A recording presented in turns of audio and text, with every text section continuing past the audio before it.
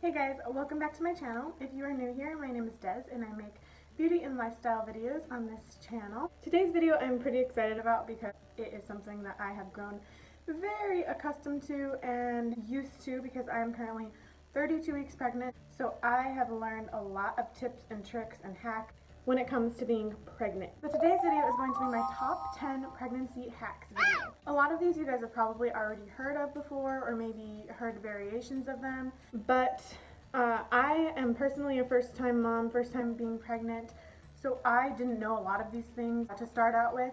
And I searched and searched YouTube for pregnancy hacks, pregnancy advice, and it was really kind of hard to find anything on YouTube. So I figured, well, you know, now that I'm pretty much almost all the way through a pregnancy, I can kind of give my personal advice when it comes to certain things regarding pregnancy. So my first hack is to use yoga pants with the band that fold down for cheap over the belly maternity pants. So I have an example here, and these are the Massimo ones. I think that's how you say it. These are from Target. So they're just like this, and these are the bands that you can fold down when you're not pregnant.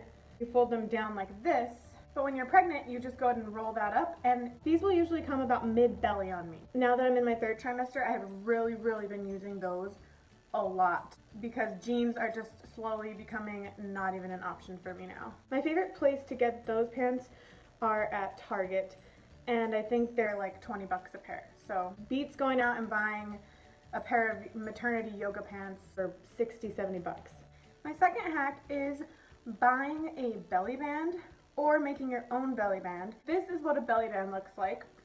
It's just a piece of fabric that wraps around your belly. So basically how you use a belly band is you can pull it up from your legs, or you can just put it over your head like a t-shirt, and then it goes over your jeans, and it has almost like a sticky part down on the bottom of it. It adheres to your pants so that you can leave your pre-maternity jeans unbuttoned, and it hides the fact that you're leaving your jeans wide open.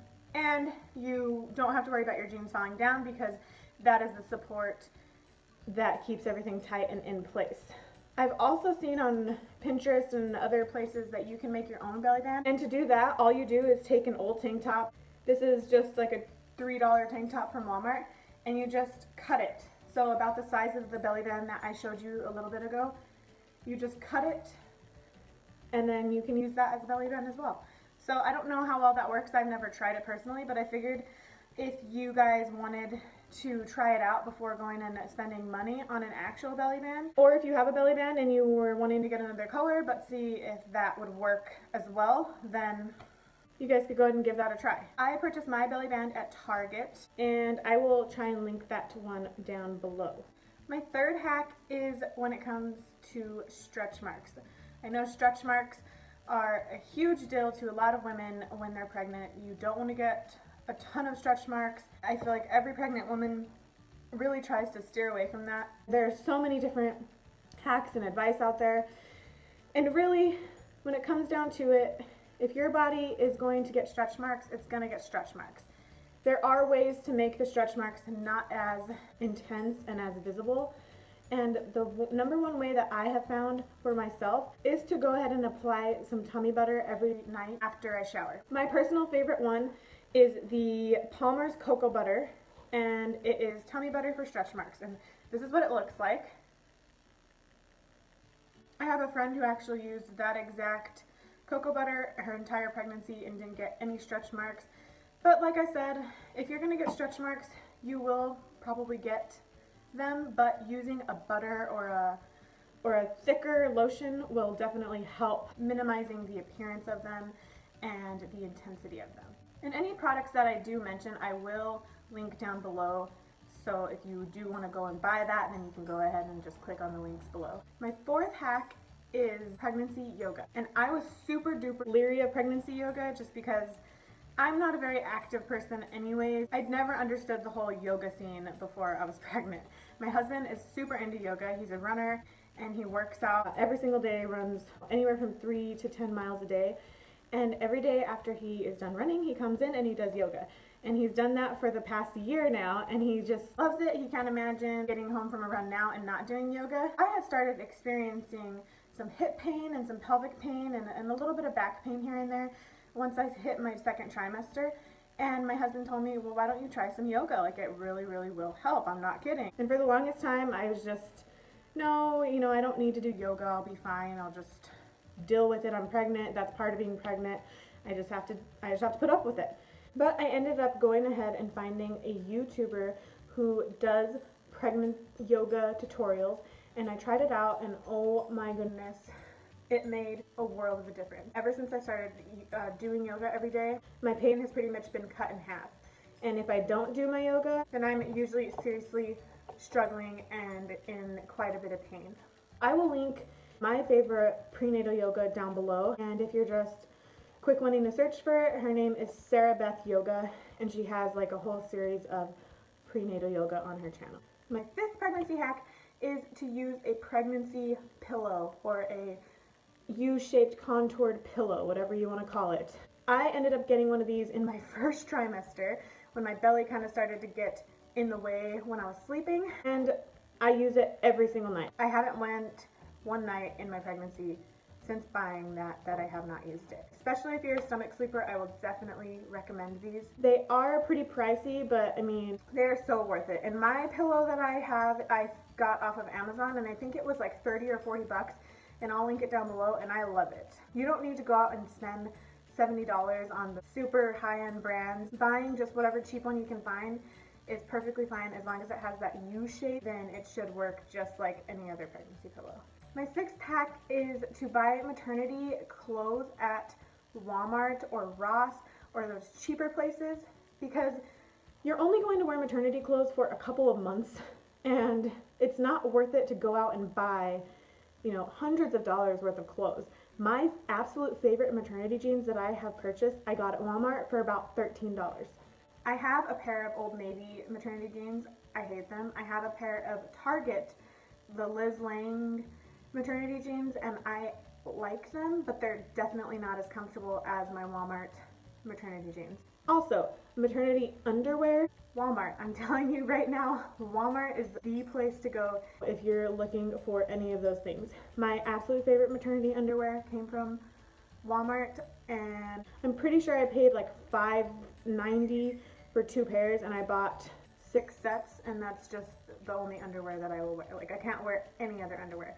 I did purchase some H&M maternity underwear that I was not a fan of, and I purchased some motherhood maternity underwear that I wasn't a fan of either. So check out Walmart before you go and spend money. That's my advice when it comes to maternity clothes. Also, Ross. Ross is where I got 90% of all of my maternity tops, and I have probably like 20 maternity tops, and I got about 15 of them at Ross, and all of them were under $10. Like I said, check out Ross and Walmart before you go spending money at like Motherhood Maternity or Target or any of those stores that are going to cost you a little more money. My 7th pregnancy hack is when it comes to drinking water. For me personally, it has been a challenge drinking enough water every day.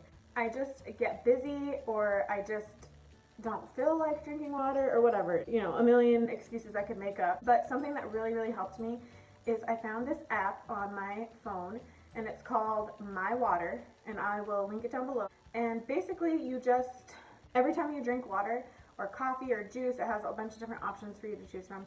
You just go in there and you put in how many ounces it was, and then it logs how much percentage of water you drink for the day out of the total percentage that you should be drinking. Every time I have a water bottle and I know I'm going to finish it, I'll just go in, put that water in, and then it logs it for me. I don't have to sit there and be like, oh, I drank like 2 water bottles today, or, you know, you forget how much water you've drank. And it keeps you accountable. It sends me notifications if I haven't been on there in a while, and it'll say, you know, don't forget to drink your water or whatever. And it just reminds you. And I need that personally. So if you guys struggle with drinking enough water, then definitely check out that app.